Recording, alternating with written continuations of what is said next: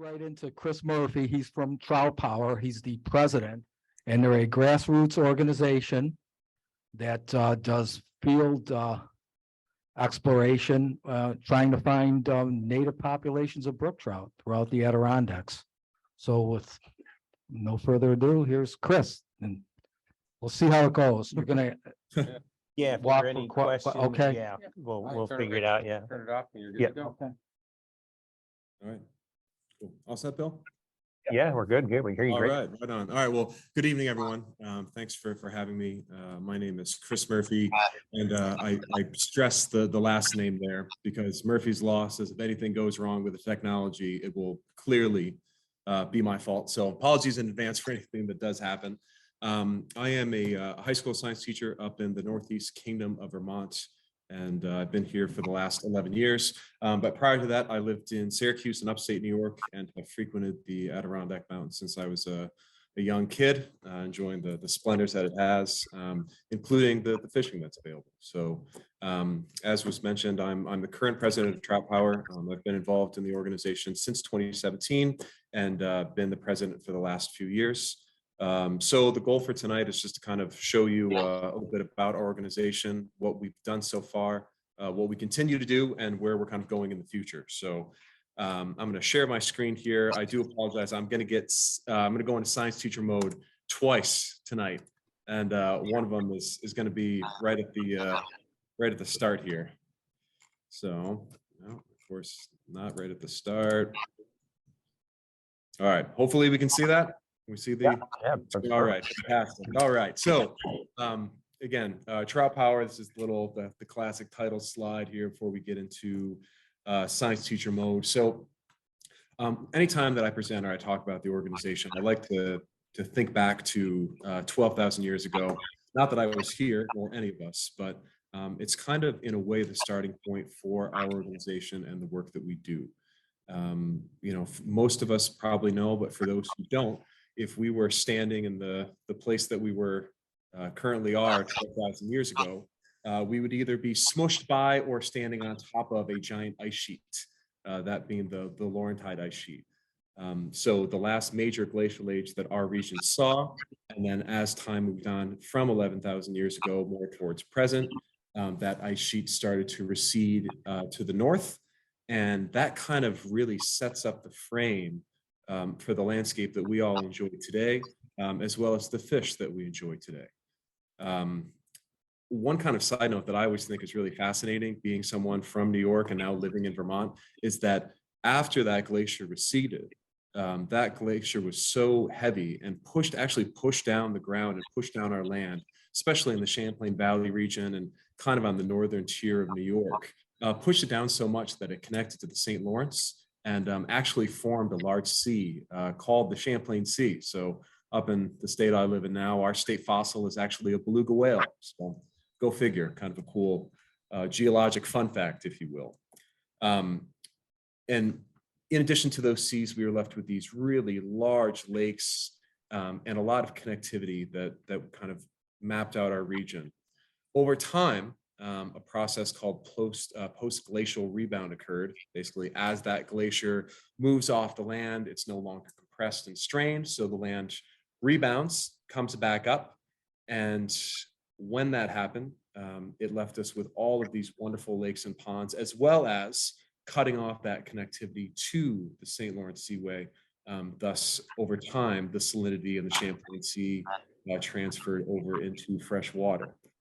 So now when I look at a map of the Adirondacks or Vermont or New York, you see this lovely speculation of lakes, ponds, rivers, and streams that we're so blessed to have, largely in part to that glacial action that happened about 10, 12,000 years ago. Now, as we know, and as we enjoy, when those lakes and ponds were created by that glacial action, they left behind a number of fish that are not only beautiful, but also will eagerly take a fly most days and are quite a lot of fun to catch. So of our native cold water species, my personal favorite, as well as our organizational favorite, is the brook trout. So acknowledging that there certainly are other species that were remnants of that action, brook trout is really our focus as an organization. Now, when we look at brook trout, part of the reason that we look at brook trout is that they are native to the region, but also very often brook trout and a lot of our cold water species, other, char, salmon, whitefish, are kind of mentioned as like a canary in a coal mine. The idea that, they are indicator species of cold water and clean water because they're so pollution intolerant.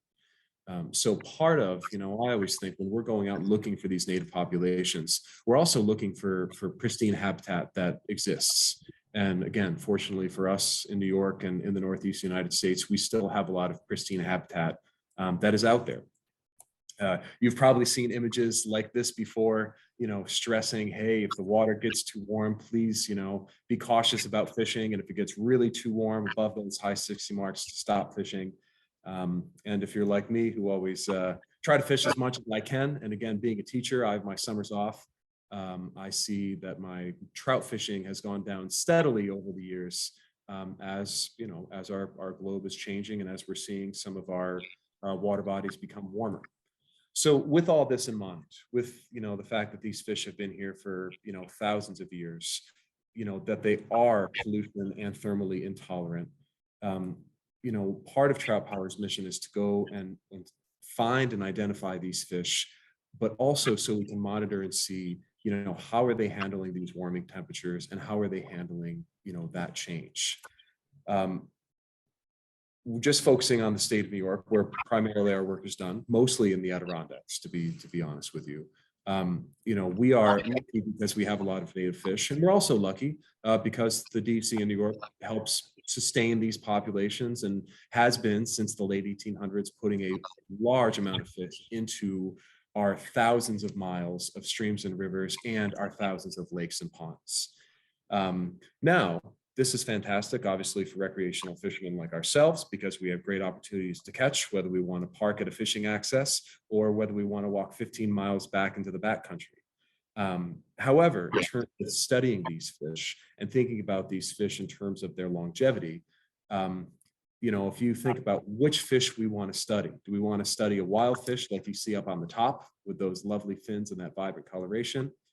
Or do we want to look at a fish that was not raised within the habitat that it stocked into and was pretty reliant on someone or something feeding it for quite a while? So we primarily focus on trying to look for and find wild fish that we can identify and then monitor. So kind of the fun question about our organization is that, we know we have wild fish, we know we have stocked fish, but the question that we started to think about, and our founder, Jordan Ross, started to think about well over 10 years ago now, is that, are there still fish?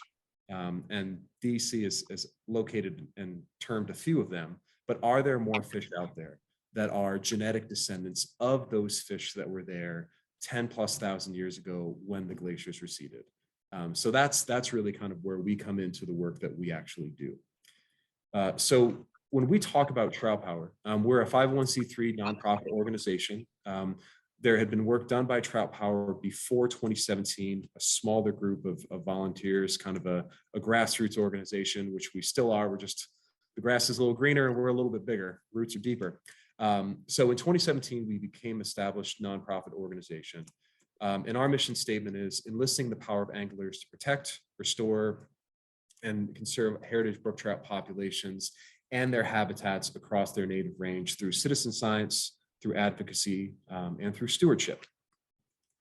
Now, in terms of turning that mission statement into actual action, what do we do? So we are a completely volunteer-based organization. We do have a board. We do have officers such as myself.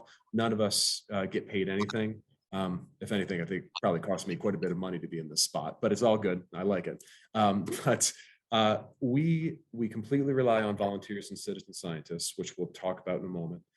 We have our own independent solo projects. We collaborate with other groups and organizations, whether it's nonprofits, such as Trout Unlimited or smaller nonprofits, but we also work with state agencies like the DC. In addition, especially when it comes to our genetic analysis, we work with a number of different universities. Currently, we're working with Michigan State, University of Albany, University of Central Florida, as well as Cornell University on various different projects. So that's kind of an overview of what we do. One thing to kind of mention really quickly, because I think both as a Trout Power person, but also as a high school science teacher, we really rely on the idea of citizen science. And the cool thing is that anyone can be a citizen scientist. Plainly, citizen science is defined as scientific research that's conducted in whole or in part, which is our case, by amateur non-professional scientists. So this is an image of one of our events that we had a couple of years ago.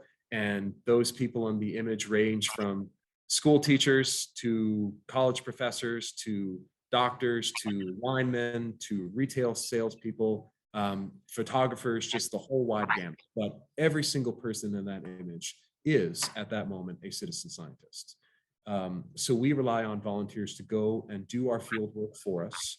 And then we transfer that field, the gathered data, we transfer that over to our universities who then take over and finish the process for us, which I'll describe. When we think about citizen science, part of what I think has been a really big success for us and for organizations such as Trout Unlimited is that first off, it relies on passionate volunteers. And that's been one of the most inspiring things to me is seeing the passion of these volunteers. When you have this large amount of volunteers, we can, in a weekend, we've been able to go and do some studies where we've covered a pretty large amount of range. And while covering that, getting a large amount of data over a wide expanse. As we know about a lot of agencies and paid fisheries agencies, they're usually overworked, understaffed, and underfunded. So when we can do a lot of work with volunteers, that's a pretty powerful thing to be able to do. In addition, it's a great way to educate, connect the public. I know I fished in the Adirondacks since I was 4 or 5 years old, and until I got connected to Trout Power, there were a lot of things that I didn't know were happening within the Adirondack Park. So it's a way to educate the public. And lastly, it's fun. Even when it's pouring rain and you're hiking 10 miles into the backwoods, sometimes then it's really fun. But so looking at specifically what we've done thus far, we've done a few, and I'll describe each of these, one more so than the others. We've done some presence, non-presence studies, mainly in conjunction with the DC. We've done a lot of genetic analysis, searching for unique native strains within the Adirondack Park. And then currently we're part of one ongoing long-term monitoring study. And then next year, we have plans to begin another one. And I'll describe what those are and why we're doing those. As I mentioned, the first thing, and we have only done a few of these, we've done a couple presence, non-presence studies, again, in connection with the DEC. So this started in 2018. And what our role is basically we are given a designated area, usually with designated rivers and streams. And the goal is to go in and see, are there fish? Are there wild fish or not? These are areas that the DC has not stocked, so they know we're not going to find stocked fish there. But are there fish or not? So what we do is we go in, we log what we catch and where we catch them.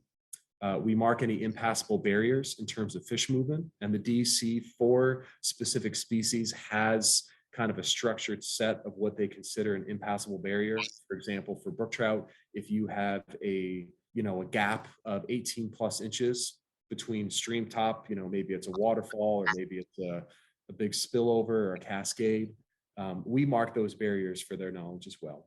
And then we look for any other interesting landmarks or things that we may find. So we're trying to find, are these areas that they are fish or not? If we find areas that don't have fish, the DEC can either take that as it is, or very often what they'll do, especially if it's a major stream or river, is they'll go in with a team and electroshock it to confirm that lack of fish presence. So we're in very much a survey team in terms of just these studies. So an example of this, and the first time that we did this was in May of 2018. We explored the Silver Lakes Wilderness area. This is right down in the southern Adirondacks, just north of Utica, the New Hartford region. And what we did is we went in and looked for fish and barriers. So here's one of our members here, Keith, and you can see that would be that waterfall he's fishing would certainly fall under that designation of an impassable barrier for brook trout. So we were given maps, such as the one that you see on the screen. And then we went at every stream or river that you see that's marked with a number. And I recognize that it's a little bit faint. You can see some of these numbers marked in here. Every single one of those streams and rivers we went into between spring of 2018 and spring of 2019, one weekend apiece, and went in and fished those streams to see what we could find. All the while, as we were doing that project for the DC, we continued to work on our own genetic analysis to see if in this wilderness area, are there any unique strains. So that's one thing that we've done. We've done a couple of those studies, and we anticipate either this year or next year doing another one of those in the Adirondack Park. As I mentioned, when we do those studies or our own independent studies, the real big thing, kind of this niche that this organization has found, has been going in and doing genetic analysis of brook trout, and really with the goal of trying to figure out, are fish wild, are they stocked, or are they a hybrid of the two? And then the real home run for us is if we can find fish that we identify as being genetically unique. So when I say that term, when I say genetically unique, what that means is that we have genetics that do not show trace amounts of DNA from the hatchery strains that the DEC is stocking. So, and certainly to be transparent, what that means is that genetically unique, or as the DEC has termed them, heritage strains, which is simply that, it's a DEC term that was created in the 1980s. We're finding populations of fish that are either unique to those fish that were there after that glacial rebound that we discussed earlier, or it could be, hypothetically, it could be from a privately stocked population a long time ago, not done by the DEC, that took hold and then survived throughout that time. It's really difficult to differentiate between that other than historical stocking records. So genetically unique means it's a population that has unique genetics that, again, does not cross over, or crosses over in a very trace amount with what the DEC stocks. So since we started this work in 2016, this has been our main, as I said, it's our bread and butter. This is what we really go out and do, is go out and explore these areas, look for fish, catch them, identify them, and see what they are. So in terms of how we actually do that, we have our own kind of unique protocol. And what we do to actually collect samples from these fish is that we go and we catch them. We are primarily fly fishing. All of our fly fishing is done with barbless hooks. And what we do is that we catch these fish. Our strategy is that we actually put them in big gallon Ziploc bags, so they stay wet. It's actually amazing. Most of these fish, except for the little ones, the real small ones, still, they kind of swim around in the bag and freak out for a second. But most of the fish, once they're in the bag, they calm down, they cool out pretty quick. And it's kind of, you get a 2-second look to kind of look at them and see all those wonderful colors and spots. So we catch these fish, put them into a Ziploc bag so they stay wet and they stay in that cold water. We take a very small pair of scissors. I use scissors that I use for fly tying. And we burn and sterilize those scissors for at least 5 seconds on each side. We make sure that we're always handling these fish with wet hands. Most of the time we're keeping them in the bag, in the water, and just barely taking the tail out. We take a very small sample from the top part of the tail.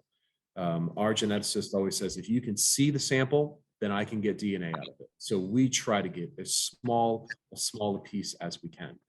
So step 3 in the image where you see that big chunk, that would be bad. We don't try to do that.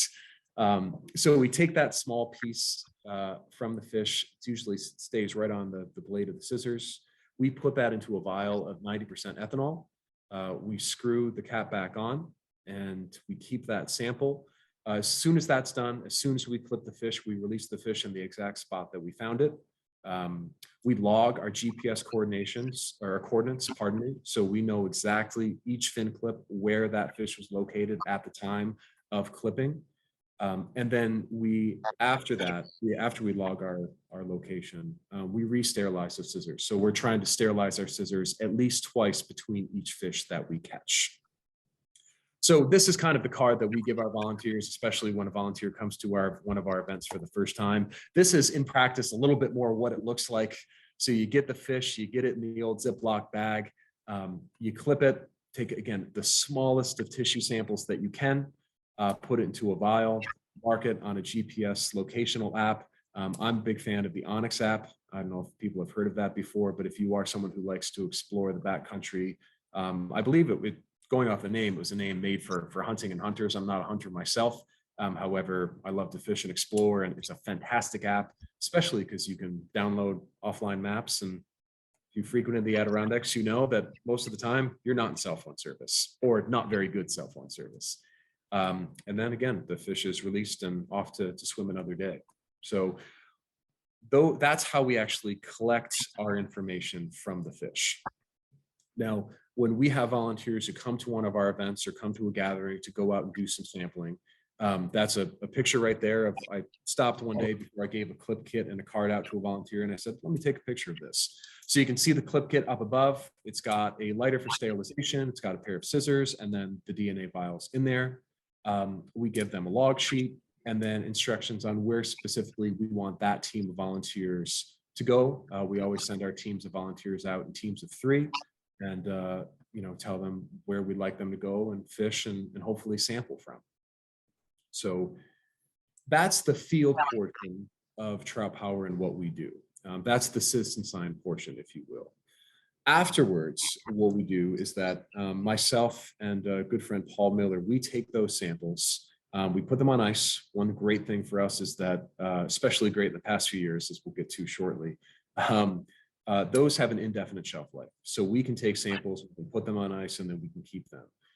When we're ready to send them off, we send them off. Currently, we're using Michigan State University. We send them off to Mariah Meeks, who's a pretty premier brook trout science geneticist. We send it to her lab. She does the extractions and then sends it to a separate facility where the DNA is sequenced. After it's sequenced, it's sent off to Dr. Spencer Bruce. Spencer has been a friend of ours and has been with us since day 1 of doing this genetic analysis. He's currently at the University of Albany and does all of our genetic analysis and has spent hours and hours doing work for us. And we are so appreciative of what he has done for us. So just a quick, I warned you I was going to go science teacher on you twice. I did once with the glacier stuff, and here comes round 2. So you can hopefully, I'll keep this as simple as possible. Explaining how we actually do this, because I find this fascinating, both as a fisherman and also as a science person. From 2016 to 2019, we used a process called microsatellite analysis. And this is kind of a surface level summary of what we actually do. So when we go and we catch these fish, so here's 2 examples of fish, and yes, we just change the colors and use the same image. But in terms of our DNA sequencing, we have 4 nitrogen bases that are within our nucleotide structure. They're A's, T's, C's, and G's. To make it simple, I took out the A's and T's and I just did C's and G's. So we take the DNA sequencing that we do, and then Spencer can compare it to the hatchery strains that we know are stocked within the Adirondack Park. The DC stocked 6 strains. We have the DNA sequence for those 6 strains. So what we can do is that we can look at different populations that we go and sample, and then we can compare them to a hatchery fish, as you see in this, again, really rough generic example. And then we can see what proportion, if any, of that population's genetics are comparable or are the same to the hatchery populations that are being put within the fish in the Adirondack Park. The really nice thing, especially nice things for displaying data and having people understand it, is then that we can take that and then we basically turn them into what looks like a bar plot or a bar graph. So we can have a vertical bar representing each fish that we actually catch. So here's some examples of that, and I'll show you our data that we've had throughout the years. So on the top half of the screen, what you see is the 6 strains that are stocked within the Adirondack Park. So you have the domestic strain, the Temiscaming strain, the domestic Temiscaming hybrid, the windfall strain, the little Tupper strain, and the horn strain. Windfall, Little Tupper, and Horn are all heritage strain fish. They're from still water bodies within the Adirondack Park. And so when you look at this, the big piece here is that, and I like this because I'm a visual color guy. The colors represented on the top half. If you see colors that are different than those when we get our samples back, that's the indication that we have DNA that is unique from the DNA that's in those stock strains. So if you look down below, these are just some data sets that I chose to put in this presentation. So for example, if I look at this data set here to the left, I see this yellow coloration.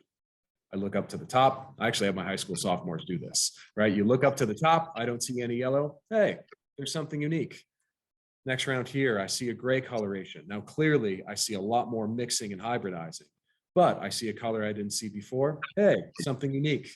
Here, I see this kind of salmon color, maybe magenta, salmon magenta. Again, a unique color. Here, I see that pink color. It's something unique. So that's what that's kind of what gets spit out at the end of this long-term process. And obviously, part of my job that I love to do is reveal this to our volunteers and to our board members. It's always an exciting thing. I get real nervous when I get that email with the data file. But it's always exciting when you can see those colors and see that genetic uniqueness.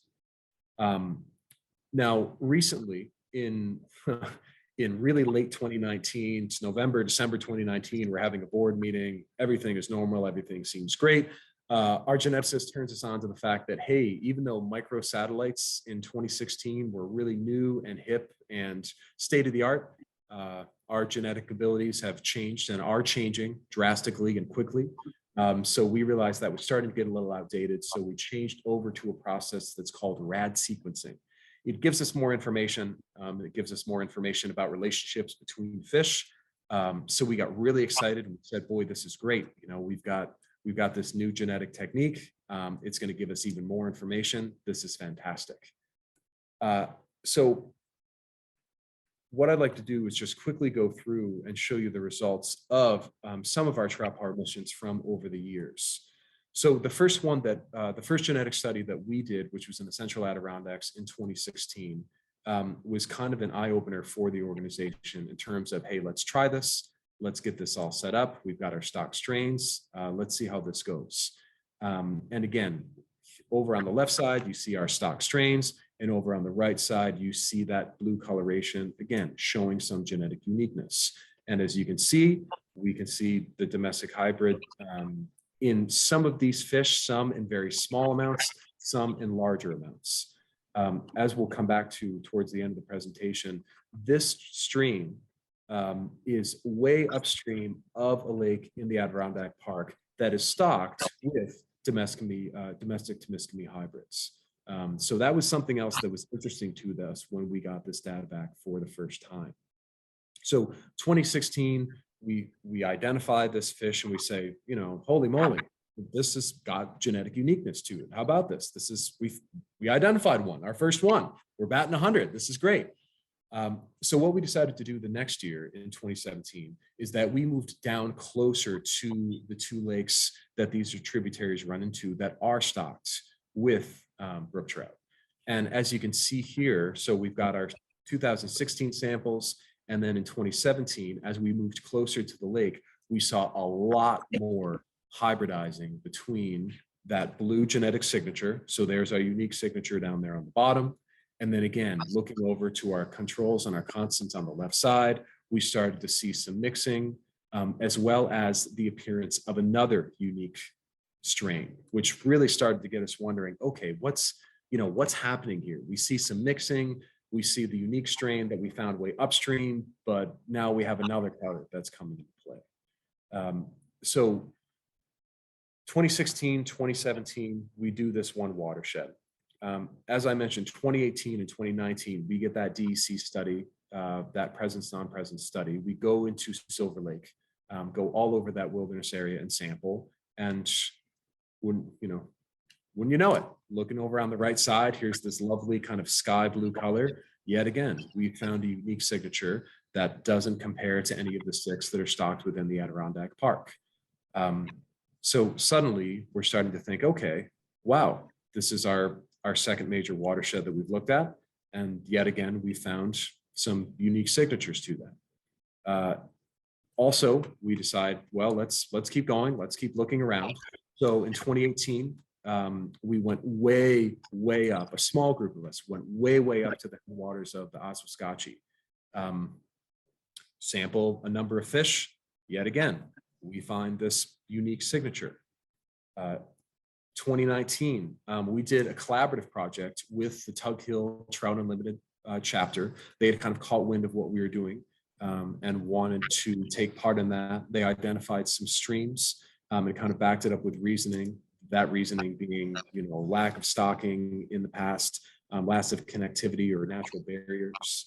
And we went to Tug Hill and showed them our protocol, helped out that chapter.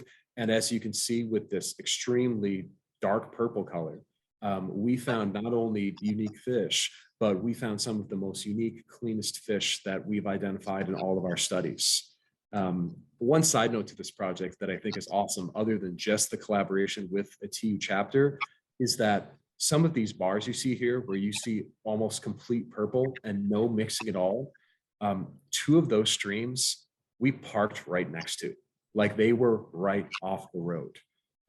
So I don't know why that gave me just a boost of optimism and I dare to use the word hope, but it was really cool to find fish that had been genetically unique and untouched that again, were literally right next to a road, one of them right next to a neighborhood.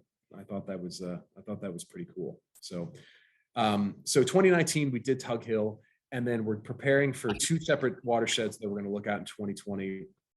And then I kind of know what happened early March 2020. Things change a little bit. A couple things happen. And for us, unfortunately, the pandemic has been limiting, certainly in terms of gathering and events. But the big thing that unfortunately this has really done to our organization, it's really stalled our genetic work in terms of our analysis. Just a few months ago, literally just a few months ago, our geneticists were able to get the materials that they needed to perform this genetic analysis. So we continued in very small groups and really, very limited capacity, usually 10 or less, and they were all obviously clearly outdoor events. We continued our work. We continued to do some monitoring of a few watersheds and a little bit of exploration. But unfortunately, we still are awaiting our results. I'm got an email a couple days ago that said we're probably about, a month or so away, which is extremely exciting to all of us. But the pandemic certainly has slowed us down because of, obviously we had some other genetic work to do as a globe, and, some of the supply chain issues as well. So this year we returned back to having large events. We had 2 large events with events of, 20, 25 people going out into the field and taking part in this field work. And like I said, we're really hoping that we get those results back pretty soon. Now, going through 2 other pieces, as I mentioned earlier, we are in the midst of a multi-year long-term longitudinal study of a watershed.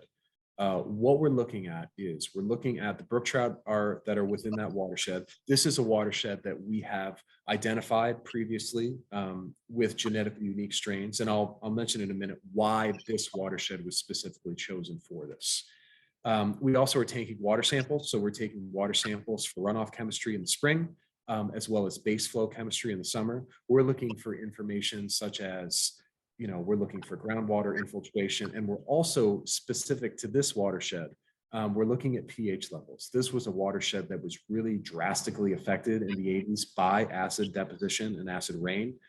So that's something that we're aware of. And we've seen in the water chemistry results so far that there's a very low buffering capacity in this watershed for acidity. So, we can even see in that chemistry that although it's improved to the point that the fish population has rebounded, it is by no means, it is certainly still very susceptible to possible acidification that could happen. And then in addition to water chemistry, we have temperature loggers in various places amongst the watershed, as both in the water and air temperature loggers. And we switch those out. We put them in early spring so we can see the water warming, leave them in, and then take them out right at the end of fall, right before the ice out. So with these long-term studies, part of the why, why are we doing this now that we've, identified this unique strain, why linger for 10 to 15 years and just see what happens? Part of it is we want to look at the watershed. This is a watershed that a few of us spend a lot of time around, and so it has that, I think we all have those couple places that we fish where we feel that personal connection, we feel that emotion towards it. And I know when I go to this place every spring, it's kind of like seeing an old friend that I haven't seen for a few months. So we're trying to monitor the watershed, looking at the changes in water temperature, the changes in water chemistry. And then the real thing that we're hoping to do with this new genetic sequencing that we have, and something that Michigan State is actually working heavily on a big project right now, is looking at any changes that are happening at the genetic level with these brook trout in response to changes in their habitat. Again, these fish, we've identified them as genetically unique. So the hypothesis is that they've been there for hundreds, if not thousands of years. So if they've survived that long and they've had change, our world has always changed, it's continuing to change. So as the world changes, partly by our doing, how are these fish actually responding? The images over to the left, by the way, just a couple. So what we do in terms of our monitoring, because I've gotten this question a few times after giving this presentation, we use onset hobo temperature loggers. So this image here, you can see that big letter B. They're very small loggers. They literally, as you can see, fit in the palm of your hand. We build these casings just out of PVC pipe, and then we go and we stake them in. We get these big, long rebar stakes, and then we stake them into the ground. Obviously, we get permits for that. And again, we're doing that in early spring and then taking them out in very, very late fall. Both times when the water is very cold. So you get some pretty frozen hands during that process. Now, here's the one other piece to why we chose this specific watershed. And I guess this is where I'll come out of science teacher land after this slide. This specific watershed and these brook trout that we identified, of the strains that are stocked within the Adirondack Park and a few other strains that we have data sets to analyze, and I really should say Spencer at the University of Albany. These fish had the highest amount of allelic frequency. And when I say alleles, what that really is that's alleles are different versions of a gene, to make it really, really simple. So if you think about eye color, for example, eye color is controlled by a few different genes that are interacting. So, different alleles. We have brown eyes, we have blue eyes, we have green eyes, we have hazel eyes. Those different variations of expression are expressions of different genes. When we look at natural populations, when we look at wild species, the species that are usually most successful in adapting and surviving through disturbances, whether they're natural or human-based, are those species that have higher allelic frequencies, that have more alleles, that have a higher likelihood or a higher probability of adapting to changes that they're having in their environment. So when we look and compare, especially to, this one always strikes me, when we look at the domestic strain that we heavily stock within our state, not a lot of genetic variation when you compare it to some of these other fish. And then again, this fish here, this fish that Trout Power identified and is currently monitoring, you can see that that it has a higher level of alleles. And while going from 4.5 to upwards of 6 doesn't seem like a big number, that's 1+ more genes that could be expressed that could help the survival and reproduction of that population.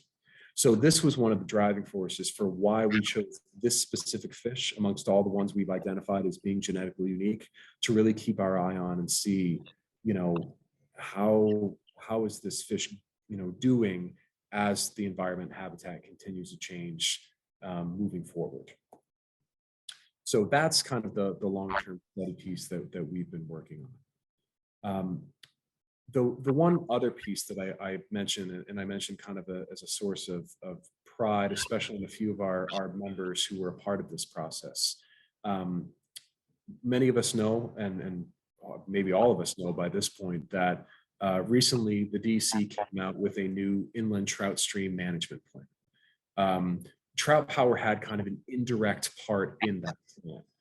indirect part in terms of, going to public meetings, voicing our opinions on, what we felt, not only from the organizational sense. I did my diligence as a president and, wrote my letter expressing the beliefs from our organizational view, and then kind of went to meetings on my own for the Chris Murphy viewpoint, which pretty similar. But through this management plan, and now this designation of streams either being stocked or wild, we had a few of the higher level people, some of the highest level people at DC, say that there was one part of our research that actually did slightly influence, and one even said strongly influenced their thinking in this process. And what that is what I showed you earlier from 2016 and 2017. When we first started this process, there was an individual who was very, very strongly advocating that stocked fish were not going to hybridize and will not hybridize with wild fish, and was a pretty big critic of Trout Powers early on from his position within the DC. And so we showed him the results from 2016, and there was some, oh, wow, look at that, that's interesting. There's a little mixing, but it's probably just because of the microsat analysis. I said, okay. And then we brought back the results from 2017. And that was a pretty well-received statement of the fact that, we simply moved down the same watershed. And now we're seeing, not small amounts, but pretty noticeable amounts of mixing and hybridizing between the stock strains that were being put in the still water body, and the wild fish that were living in the tributaries surrounding, those lakes. And I think that when, the DC said that when they were thinking about separating that designation between wild and stocked, this is something that they took into consideration, that if we have wild fish, and we know that we're putting stocked fish over top of them, are we maybe watering down those genetics, thinking back to those alleles and the frequency that we saw a couple slides ago. So again, not by no means taking full credit for it.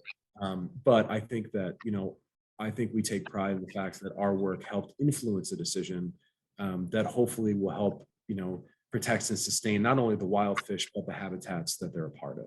So that's one other kind of small feather in our cap. And,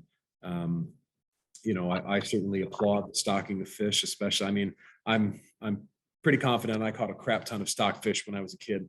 And I was like, how can there be so many fish in one pool and they all look the same? I wisened up a little bit, but so I'm glad that we still have stocked fisheries to fish, and I'm very thankful that we still have these wild fisheries to fish as well. So amongst all of that, amongst all that we've done, and I think that Trout Power is, when I think of us as a nonprofit, I think we're still kind of I think we're a teenager, maybe a young teenager. There's the high school teacher in me saying that. I think we're kind of a young teacher. We're still, a pretty grassroots, small organization. We do yearly events.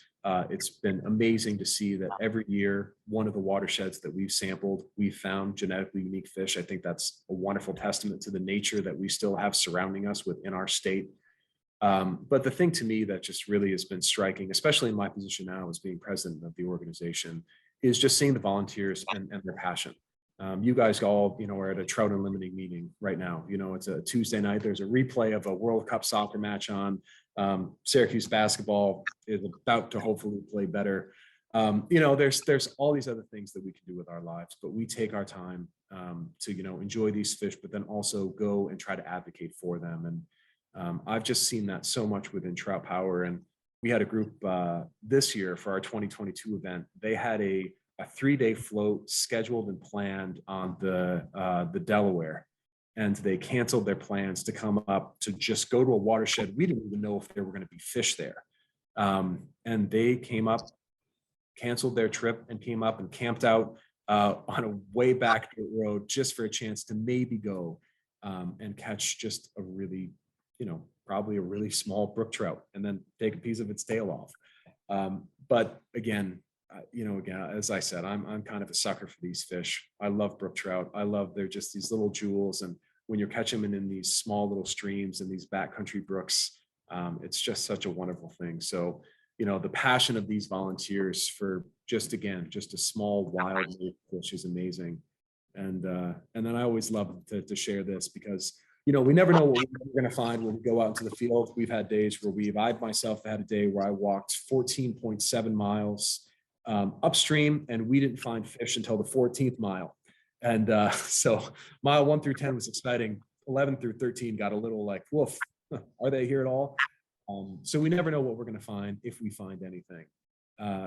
And then there's a couple of times that we've had where we've gone out, we found something that we didn't expect, such as going to a pool that is probably about 10 feet wide and maybe about just as long, and pull out a 21.5-inch brook trout on a little size 10 olive woolly bugger on a size 2 fly rod or 2-weight fly rod. And that was a good night. We enjoyed ourselves after that fish was caught. And again, a wild, genetically unique fish within the Adirondack Park in New York State, still growing to that size, which I think is pretty fantastic. So, so that is Trout Power. That's what we do. That's who we are. We are always looking for more volunteers, passionate volunteers. It's a great thing to do with friends. Selfishly for me, I get to do it with family. I always end with this slide. That's actually, that's my dad with, it's probably the happiest I've seen him. He even says, sometimes I'm happier than, or just as happy, pardon me, as the day I was born. So I take that as a compliment to me and the fish. So we're always looking for more volunteers. Like I said, we're going to have a couple events next year. We primarily do our events in the spring, and then usually try to have one fall event as well. But in terms of finding us and following us, we have a website at troutpower.org. Just recently, we've had a lot of people over the past couple of years ask, how do I become a member of Trout Power? And I just give them a business card and say, I'll let you know. So we've recently rolled out a membership that we're starting next year, but we're already having people join and selling memberships for. So we have a couple various levels of that. You can check that out on our website.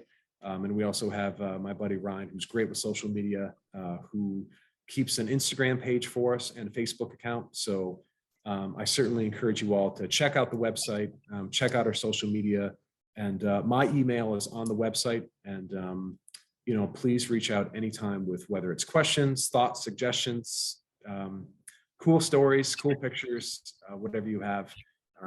Part of the joy of this has just been meeting so many cool people. I think it's one of the great things about fly fishing in this world that we live in is the shared passion, and you can meet someone who fly fishes and 2 hours later, you haven't talked about anything else other than fish. And I think that's pretty special. So I appreciate all your time. I appreciate everyone. I know we're out in Western New York here, and I'm a diehard Buffalo Sabres and Buffalo Bills fan, which has been, I don't know. It's been confusing recently. I was last night. Sabres were emotional roller coasters as always, but it's fun to be zoomed into old Western New York. I'm coming out there for a Sabres game in December, and so thank you all for your time and your attention. And certainly, if there's any questions, I'll address them. And otherwise, it's been a pleasure. So thank you all very much.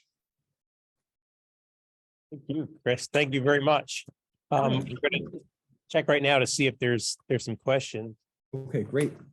We do. So you can still hear me okay, right? I can. Yes, absolutely. I think maybe the easiest way to do it is, do you want to do that or do you want to do this? Because if that doesn't reach, we could just walk with this. Yeah, what do we got?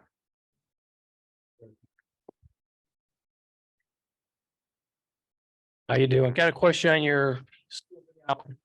Can you hear me? Oh, I can. Yes. Okay. Scoping out where you want to go in the future. So you have a lot of property up in Adirondacks, got a lot of Yes. streams. And obviously you were talking in the beginning about water temperature in the summer, and obviously that connects to vitality of the fish. Yes. Have you ever thought of using thermal imaging drones to check water temperatures during the summer? We haven't done that before. That's something that we have heard mentioned before. We haven't done that in terms of original exploration of an area. Part of the reason that we try to do our missions in the spring and the fall is to try to avoid that thermal piece. But it is something, especially when I think about as we continue to do more of these long-term studies and monitoring these different watersheds, that could absolutely be a tool that we use. It's not something that I have a lot of knowledge in, but it certainly is something that we've heard mentioned before, and I think we're going to take into consideration as we we move forward. So if you have any knowledge or expertise on that, I'd love for you to reach out, and any suggestions you have would certainly be appreciated.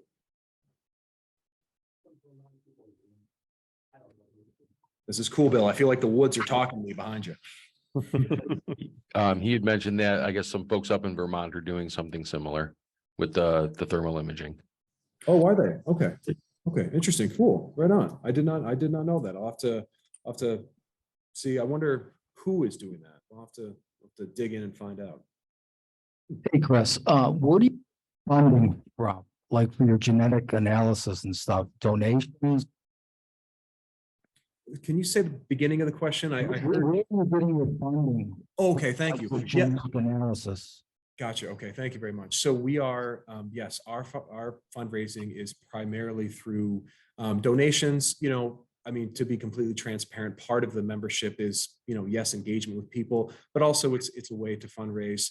I've tried to work in my free time. We've gotten a couple grants over the years, but our primary fundraising method is donations from people. And obviously, being a 501c3, you know, the tax piece to that, and you know, helps us certainly, but we are completely reliant on our own fundraising sources. Yes, because it can be, you know, we average right now, the current system that we're using, it's about $50. Well, it's $57.60 per fish that we do. So it's not a cheap endeavor, but we've been able to fund it so far through the generosity of volunteers and others. Yeah, that's what I thought. One other question, do you have total miles of stream you've sampled? You know, I don't. And I wish that we had. We've started to have volunteers as they go out, set tracks on whatever GPS unit they're using, so we can collect that. I don't. I would only be taking a shot in the dark if I did. And I would say that I don't know if we can go 4 digits, but I can assure you there's no doubt that we've covered hundreds of miles of streams in the Adirondacks. And one more question, you're primarily doing streams, or are you doing ponds too, or? So we really, to be honest, we have not gone into still waters all that much. We're focusing on tributaries, streams, creeks. Part of that is with a lot of the Adirondack lakes and ponds, you know, when we go and we investigate an area, one of the first things we do is we reach out to the DC and we reach out to that regional manager and say, hey, we're looking at this area, you know, do you have any historical stocking records, you know, these couple streams? And again, we've had a great working relationship with them. So when we ask about lakes or ponds, most lakes and ponds, not all, but most lakes and ponds, between the DC and us, we kind of know what is there. We're certainly open to it. If there were lakes and ponds that, you know, haven't been explored and we don't know what are there, then we certainly aren't limiting ourselves. And so I think mostly streams. I'm trying to think here. In the last 5 years, we've done 2. We did a reservoir and we did two small lakes. So, but primarily streams and rivers and brooks. Thank you. Yeah, thank you.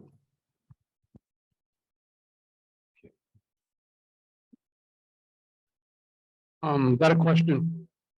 Please. Actually, river part of the Tupper Lake watershed. Mhm. And is there that area between Wannock, Cranberry Lake?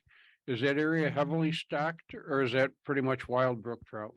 You know, I don't know that much about that area, to be honest. That's actually an area that we've kind of outlined as a potential area to go within the next 2 years. We've kind of looked at that northern tier area around Tupper, around Saranac, and then kind of moving over to closer to kind of the Independence River Forest and looking up by Cranberry Lake and looking up by Stillwater Reservoir. So most of our work we've done more in the central Adirondacks and the southern Adirondacks. And but part of our goal for our mission for the next 2 years is to move north into that area. So unfortunately, I can't give you a concrete answer. And to be transparent, I myself haven't done a lot of fishing up in that area. So I know there are fish up there. I don't know exactly what they are. So you know, who knows, maybe in a year or two, I'll have a definitive answer for you, but I'm not positive, sir. And if I was in a classroom, I'd try to make up an answer, but I'm not going to do that here, so I'm not sure. Thank you.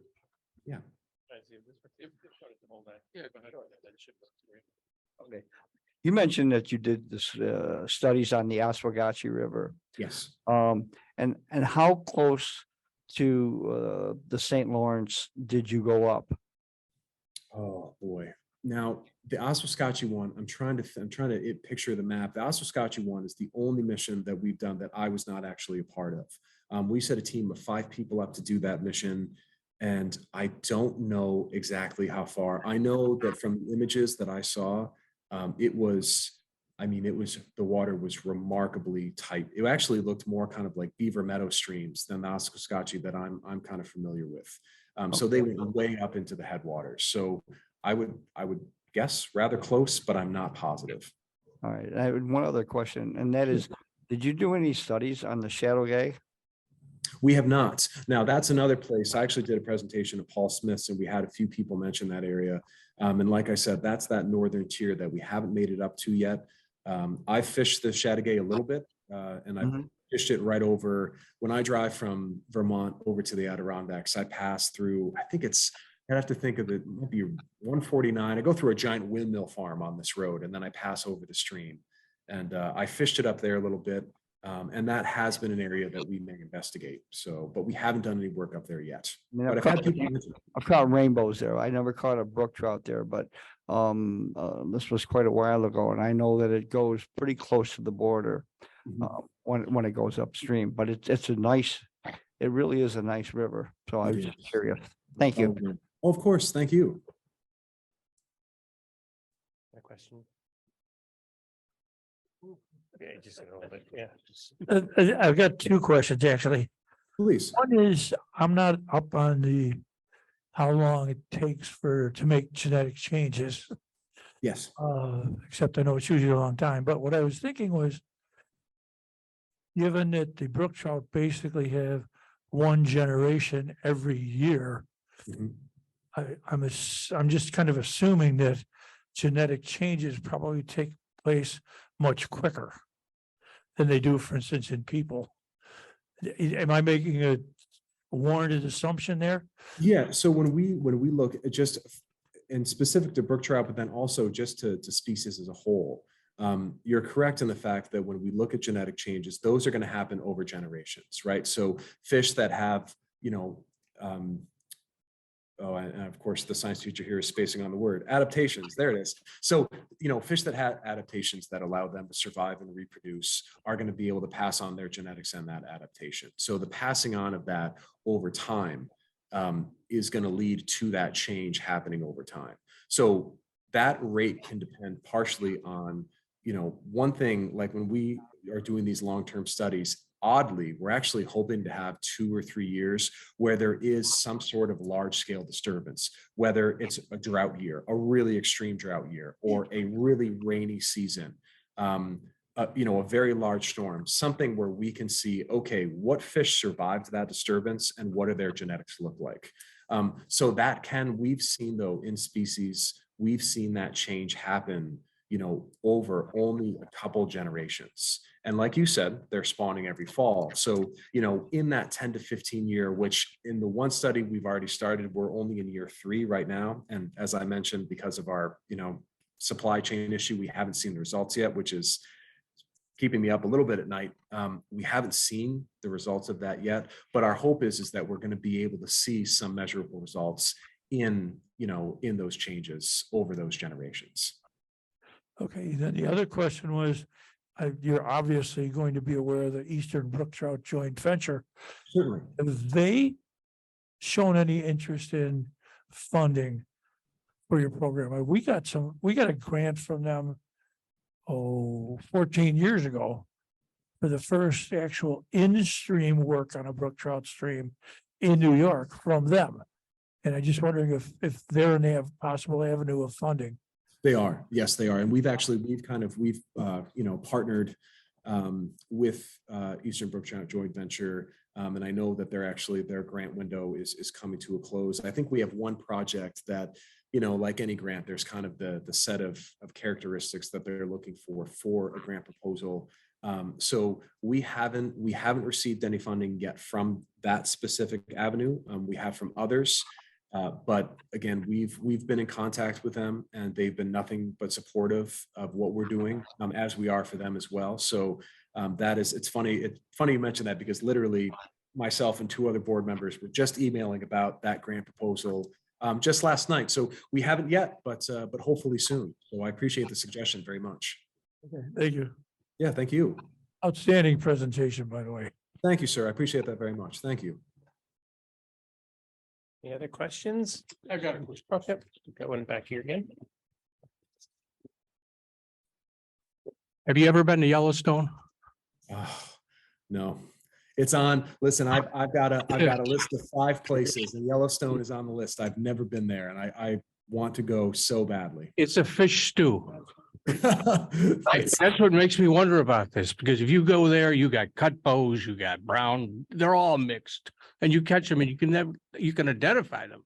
Mhm. A lot of them. Now, what they're trying to do is to get rid of them all of them, and just have pure cutthroat back in there. I don't know how they're ever going to do that. But I'm just wondering, with all your research, I mean, it's so apparent in Yellowstone that this has been going on forever. Well, what do you mean? What's been going on forever? Pardon me? That they're mixing.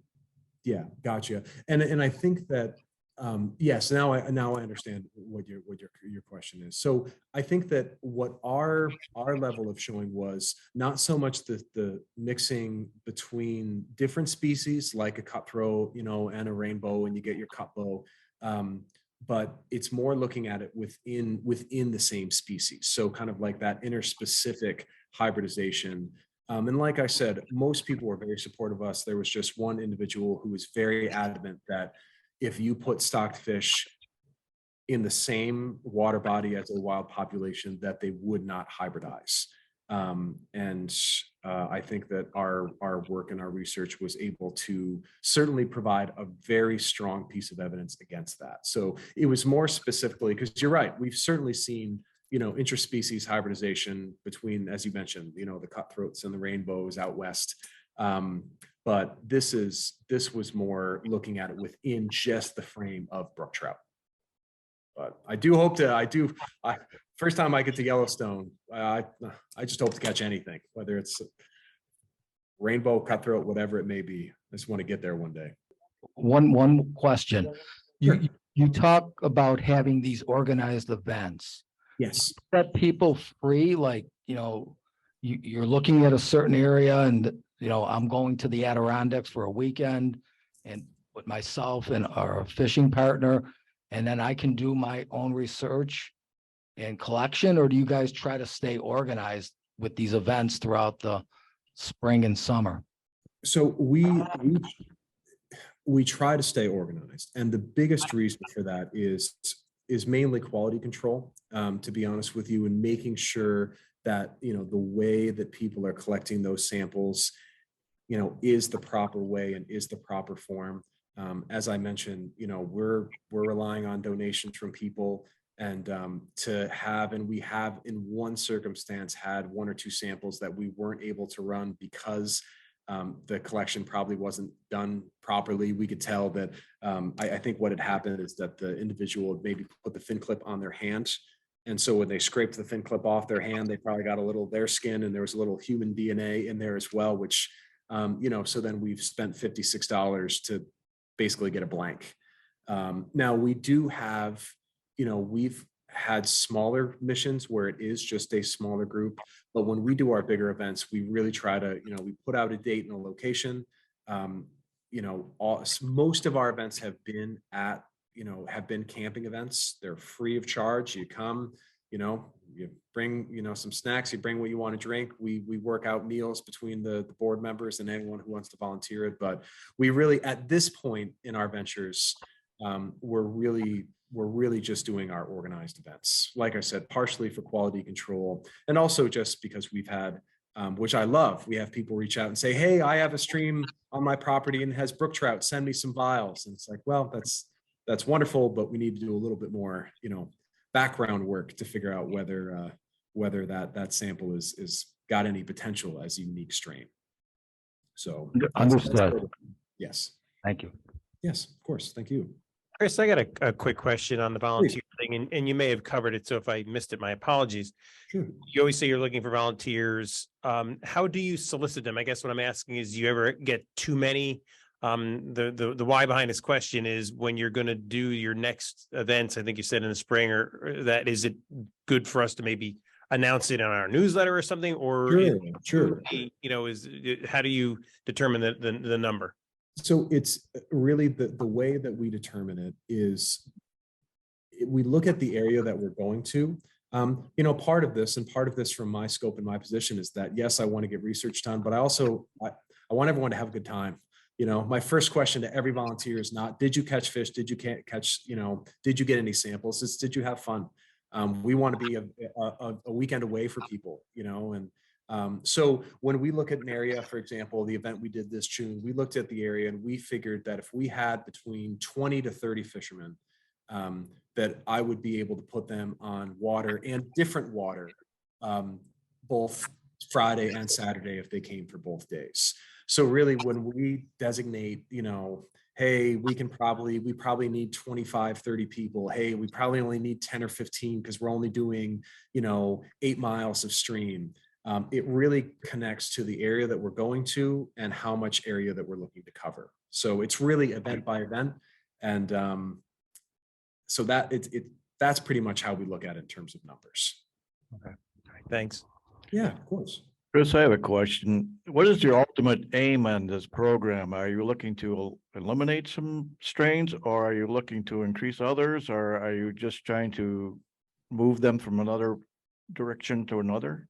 Gotcha. So to the first two points, we're not trying to eliminate or add any strains or anything. I think what our goal is twofold. One is, I think it started as, again, I came on board about 10 months into this genetic analysis sequencing piece. And I think the original thing was just to go out and see if we could identify any unique strains, are they even there? And now we've had the success of every single year that we've gone out up to 2019. We're hoping that, we see the last 3 years we've done the same, but, is now, I think it's moved from not only identifying these strains, but doing what we're doing now, which is, telling people and showing people, hey, that, there still are these wild places. And I think that the fact that we have wild places that have fish that, our hypothesis is that they've been there for hundreds, if not thousands of years. I think it's personally, I think that's a special thing. And I think it's a cool thing to show people and advocate for, for these wild lands. And I know when I met with Bill earlier, I'm not sure if people can see the wonderful background image he has that I can see, but I know that's up in, I think Billy said that was up in the flowed lands or maybe up by the St. Regis, but there are these still pristine wild places with these fish that are purely wild native fish. So we're not looking to do any sort of change. I think the biggest thing that we've been happy with is that when we identify a strain or a stream that has wild, native fish in it, now because of that new management plan that the DC has, we know that by identifying that fish that they're not going to be stocked over. And I think our biggest goal is just to continue to go out and find as many strains as we can, map as many of these as we can, and show off that, again, our, New York, the Adirondacks, we have a lot of wild country and we still have a lot of wild fish. And we certainly don't have any goals of trying to change anything in terms of which strains are where. I think it's more just looking at, where are these fish and trying to go and identify them and find them. How about other questions? Any other questions? I actually had a quick one. The image when there was the sign with the Adirondack 8. Yes. Was that in the Wild Center? Yes, that's in the Wild Center. Yes, I recognize it in the background. We've been there twice, and most recently in August, and that's a great resource. If there's anybody, if you've ever up that way and get a chance to see the Wild Center, it's Tupper Lake, right? Yes, it is. Yes. Yeah, Wonderful place. They did a Very, very cool. phenomenal job. That's a really cool place. They did. And I show that sign partially because it's a great exhibit. And then also because, we've reached out to the Wild Center very kindly and respectfully, informing them that, hey,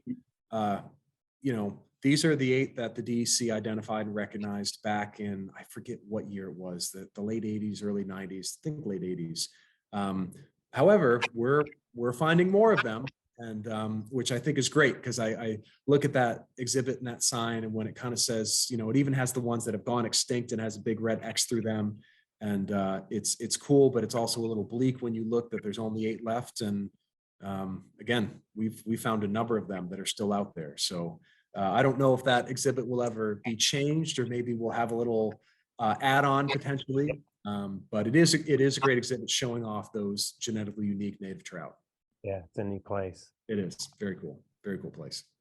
I think with that, I'll turn it over to Joe to close us out because I know you can't see us. So I'll turn it over to Joe. Okay, awesome. Thank you all very much. Chris, thank you very much. Excellent presentation. Thank you, Learned sir. a lot. Appreciate it.